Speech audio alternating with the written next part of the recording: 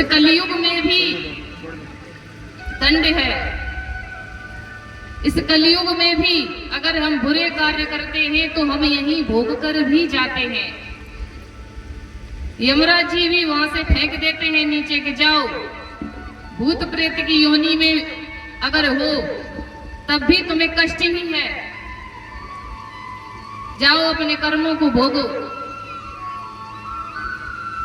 तब भी आपका उद्धार नहीं है। और तीसरा, पर स्त्री का गमन, किसी की दूसरी स्त्री का शोषण करना, जबरदस्ती, वो भी महापाप है। और सट्टेबाजी खेलना, जुआ खेलना, मदिरा पान करना, ये भी महापाप की श्रेणी में आते हैं। तब सनकादिक ऋषियों ने कहा कि नारद जी, हम आपको इसी पर एक इतिहास सुनाते हैं कि जीव तो छोड़ो, मरने के बाद भी अगर कोई इस कथा को सुन ले तो उसका भी उद्धार हो जाता है, वो भी भगवान को प्राप्त कर सकता है। तब सनकादिक ऋषि ने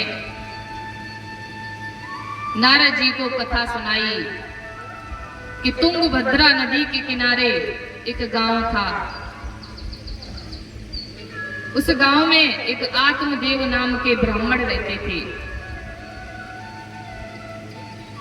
उनके कोई संतान नहीं थी।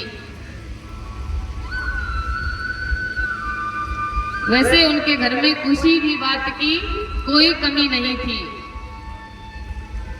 लेकिन संतान नहीं थी तो इसलिए वो चिंतित रहते थे।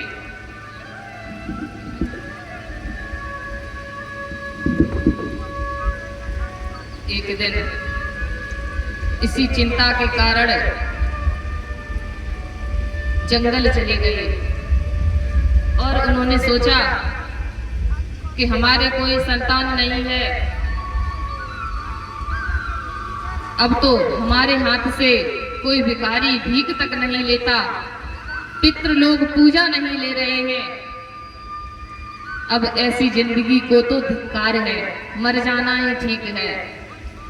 लेकिन उनकी पत्नी को कोई फर्क नहीं, संतान है या नहीं कोई फर्क नहीं, वो अपनी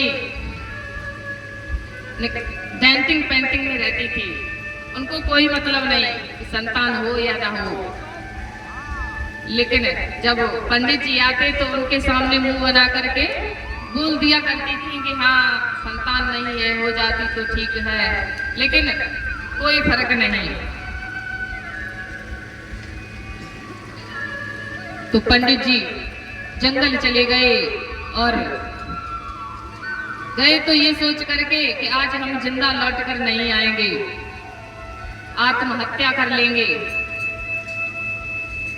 लेकिन एक पेड़ के नीचे वो कुछ आराम करने के लिए बैठ गए। तभी एक संत आए और उस पेड़ के सामने ही एक सरोवर था। तो एक संत आए, उन्होंने उस सरोवर से जल पिया, वो भी कुछ ही दूरी पर विश्राम करने लगे। तभी पंडित जी ने देखा कि हमारे थोड़ी दूरी पर एक संत बैठे हैं, क्यों ना हम इनको प्रणाम कर लें। तो उठ करके गए और